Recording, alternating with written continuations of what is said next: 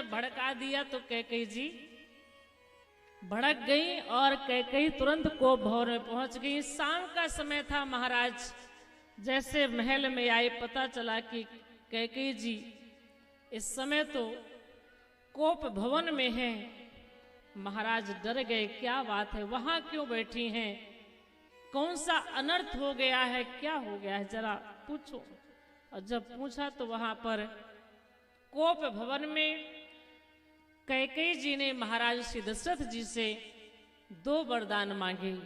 आपने रणांगण में जो 2 वर मुझे देने के लिए कहा था वह आज दे दीजिए। महाराज श्री दशरथ जी हंस करके बोले, इतनी छोटी सी बात पर आप नाराज हो गई हैं?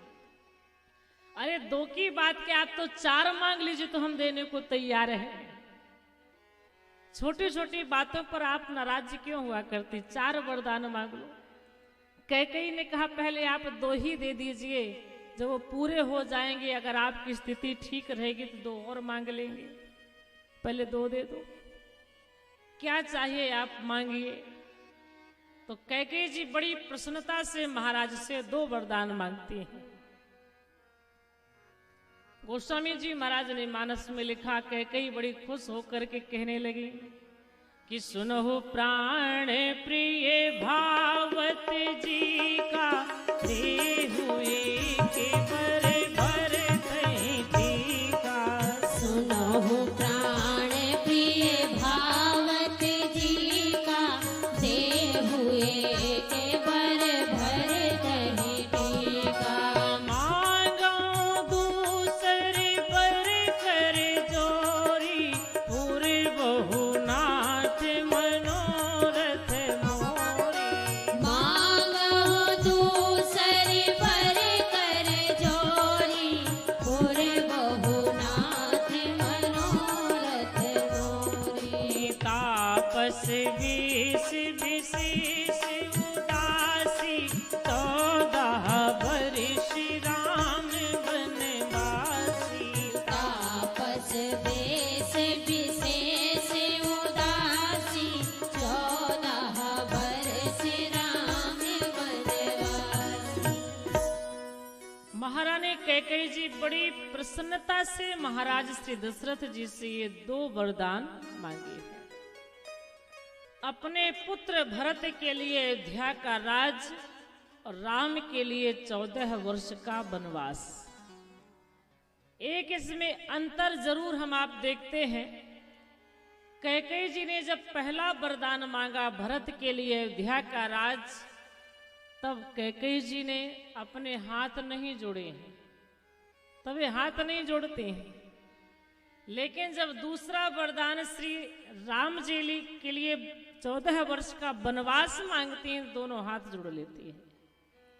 मानो कैकेयी जी कहती हैं, महाराज पहला वरदान पूरा होने में अगर 2-4 दिन का समय लगेगा तो चलेगा, कोई बात नहीं, 2-4 दिन चल जाएगा, लेकिन राम को वन भेजने में समय नहीं लगना चाहिए।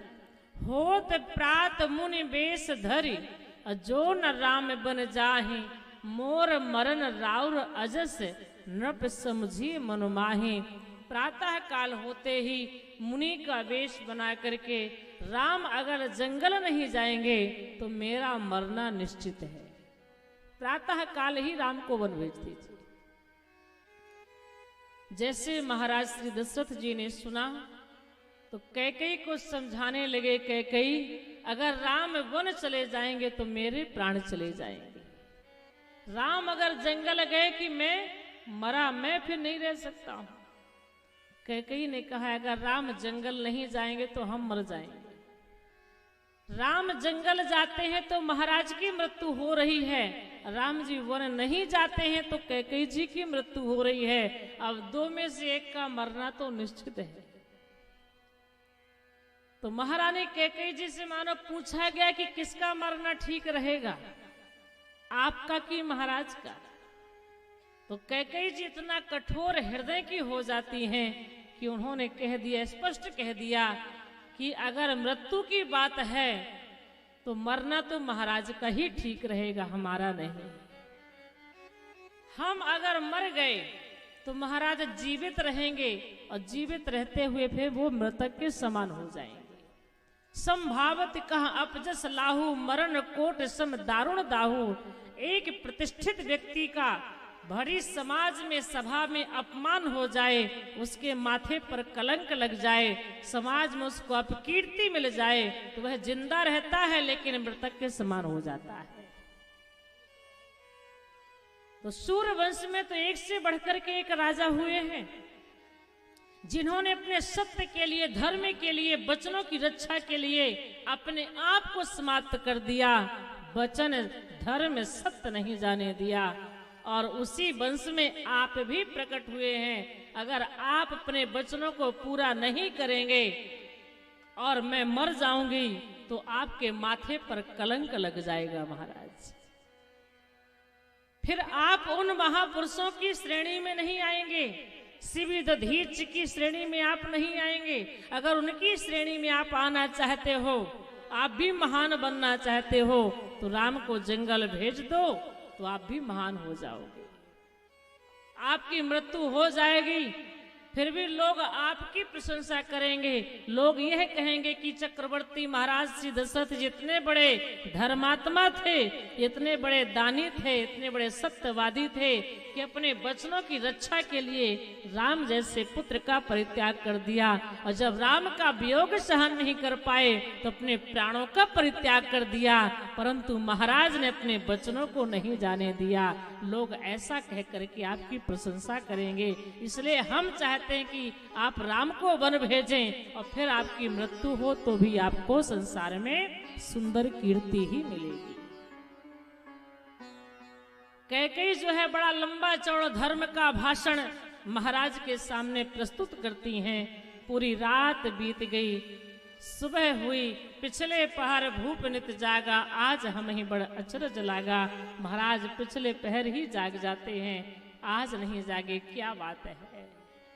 और चक्रवर्ती महाराज श्री दशरथ जी तो बड़े संकट में हैं। रात भर यही सोचते रह गए कि हे सूर्य भगवान तुम प्रकट मत होना, सूर्य प्रकट नहीं होगा तो मेरा राम जंगल नहीं जाएगा। बस यही निवेदन रात भर भगवान सूर्य से करते रहे। प्रातः काल जब सुमंत जी आए, देखा कि महाराज अभी बेहाल अवस्था में इस समय पड़े हुए हैं, तुरंत राम जी को बुला करके लाए। कैकेयी जी ने राम के सामने भी यह पूरा अपना प्रस्ताव रख दिया कि महाराज से मैंने 2 वरदान मांगे हैं, भरत के लिए अयोध्या का राज, राम के लिए 14 वर्ष का वनवास। अब तुम्हारे पिताजी को बड़ा संकोच हो रहा है, अब तुमसे जो बन सके तो आप उनके संकोच को दूर करो। सुन करके श्री राम जी मुस्कुराने लगे। गोस्वामी जी ने मानस में लिखा है कि मन मुस्काहि भानु कुल भानु, मन मुस्काहि भानु कुल भानु, राम सहज आनंद निधानु, राम सहज आनंद निधानु, सुने जननी सोई सुत बड़े भागी, सुने जननी सोई सुत बड़े भागी, जो पितु मातु बचन अनुरागी, जो पितु मातु बचन अनुरागी, सुन जननी सोई सुत बड़े भागी, सुने जननी सोई सुत बड़े भागी, जो पितु मातु बचन अनुरागी। जो पितु मातु बचन अनुरागी। वन गमन का समाचार सुन करके श्री राम जी मुस्कुरा रहे थे। ध्यान रखिएगा, श्री राम की इस कथा से हम आपको भी ये शिक्षा लेनी चाहिए। राम जी को ये समाचार दिया गया कि कल आपका राज्याभिषेक होना है, लेकिन जब प्रातः काल हुआ तो क्या समाचार दिया गया कि अब आपको मुनि का वेश बना करके 14 वर्ष तक वन में रहना है। मतलब कितना विपरीत समाचार है। एक ओर तो प्रसन्नता ही प्रसन्नता और दूसरी ओर देखें तो कष्ट ही कष्ट है, दुख ही दुख है। लेकिन श्री राम के धैर्य को देखिए, उनके धैर्य को हम आप देखें और पढ़ करके अपने जीवन में भी उतारें। कभी कभी हमारे सामने भी ऐसी समस्या आ जाती है। कभी कभी इतनी खुशी का समाचार मिलता है कि हम प्रसन्न हो जाते हैं, और फिर कभी कभी दुख का समाचार मिलता है तो हम दुखी हो जाते हैं। जबकि होना क्या चाहिए, दोनों में सम रहना चाहिए। सुख का समय आए तो हमें अभिमान नहीं करना चाहिए, और दुख का समय आए तो हमें निराश नहीं होना चाहिए। दोनों में अपनी गंभीरता का परिचय दें। सुख को और दुख को दोनों को समान दृष्टि से देखें। जब सामान्य दृष्टि से दोनों को देखेंगे, स्वीकार करेंगे, तो निश्चित करके हम कभी निराश नहीं होंगे, हताश नहीं होंगे, कभी हम परेशान नहीं होंगे। उस दुख को भी हम सुख की भांति स्वीकार कर लें। श्री राम जी ने इस दुख को भी सुख की तरह स्वीकार किया है। हम आपको भी करना चाहिए। अब आज समाज में देखा जाता, एक छोटा सा ही पद मिल जाता है, छोटा सा पद मिल जाता है तो लोग भूल जाते हैं, अगल बगल के लोगों को भूल जाते हैं कि ये भी कोई हमारे हैं। उस पद को पाकर इतना अभिमान करते हैं कि अपनों को भूल जाते हैं। जबकि ये संसार का जो पद है, यह एक दिन हमें छोड़ देता है, एक कभी हमेशा साथ में नहीं रखता है, एक दिन छोड़ देता है। तो संसार में जो पद प्रतिष्ठा है, इसको पाकर के अपना धर्म, अपना संस्कार, अपनी मर्यादा, अपना कर्तव्य नहीं भूलना चाहिए, अभिमान नहीं करना चाहिए। और दुख आए तो कभी निराश नहीं होना चाहिए। श्री राम जी मंद मंद मुस्कुराने लगे और राघव कहते, मैया वही पुत्र समाज में भाग्यशाली है जो अपने माता पिता की आज्ञा का पालन करता है। ध्यान रखना, जो माता पिता की सेवा करता है वही पुत्र भाग्यशाली है। सुन जननी सोई सुत बड़ भागी, और जो पितु मातु बचन अनुरागी। जो माता पिता की सेवा करता है उसे समाज में सुंदर श्रेष्ठ मिलता है, अंत समय स्वर्ग में निवास करता है। मैं अवश्य करके वन जाऊंगा। श्री राम जी वन जाने के लिए तैयार खड़े हैं। माता कौशल्या से आज्ञा लेते हैं। माता कौशल्या तो पहले बड़ा दुखी हुई, फिर धर्म को विचार करके उन्होंने पुत्र को वन जाने की आज्ञा दे दी। श्री जानकी जी ने कहा, मैं भी आपके साथ में चलूंगी। तो सीता जी भी चलने को तैयार, लक्ष्मण जी चलने को तैयार। तीनों मुनि का वेश बना करके महाराज के पास में आए और तीनों वन की ओर प्रस्थान करते हैं। ध्यान रखिएगा, अयोध्यावासी नहीं चाहते कि राम जी हमारे कहीं जाएं, लेकिन राम जी चाहते हैं। क्यों? इसलिए कि राम जी को समाज का कल्याण करना है, राष्ट्र का कल्याण करना है, अधर्म को मिटाना है, धर्म की स्थापना करना है, भक्तों को सुख देना है। इसलिए भगवान श्री राम जी चल पड़े। और जब राम जी चलने लगे तो अयोध्यावासी बड़े निराश होकर के भगवान को देखते हैं। महाराज श्री दशरथ जी कहते हैं, जब आप चले गए वन तो अब हमारा क्या होगा प्रभु? कि जब तुम ही चले बनवास, हमें दे त्रास ओ राम दुलारा। दुनिया में कौन हमारा? जब तुम ही चले बनवास, हमें दे त्रास ओ राम दुलारा। दुनिया में कौन हमारा? जब तुम्हें चले बनवास,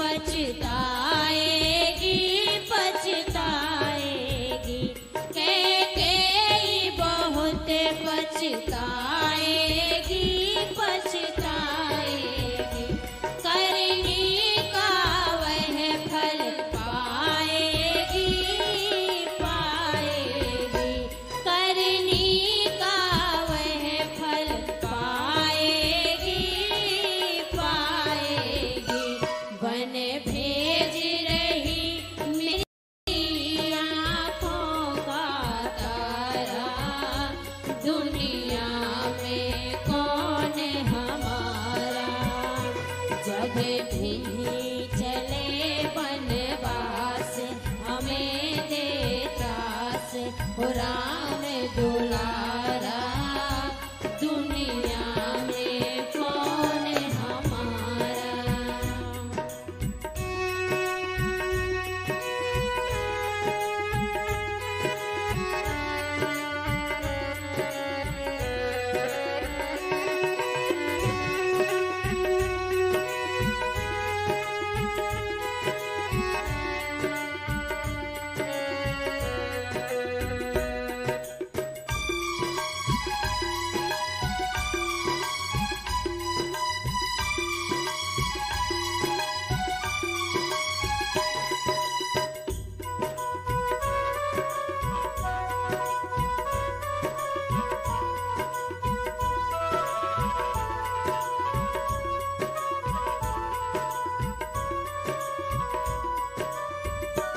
धोखे में मुझको घेर लिया धोखे में मुझको घेर लिया आशाओं पर जल फेर दिया आशाओं पर जल फेर दिया क्या किया वचन दे दिया वचन दे हारा दुनिया में कौन हमारा जब तुम ही चले बनवास हमें दे त्रास हो राम दुलारा दुनिया में कौन हमारा।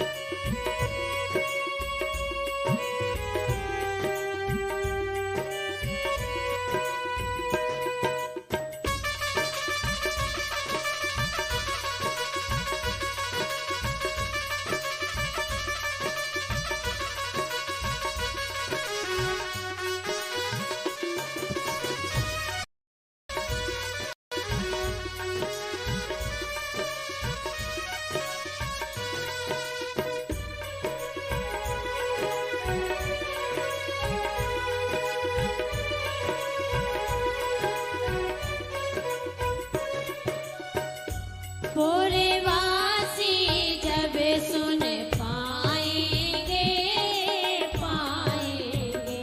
पुरवासी जब सुन पाएंगे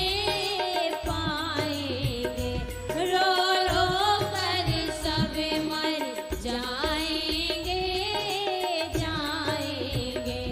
रो रो कर सब मर जाएंगे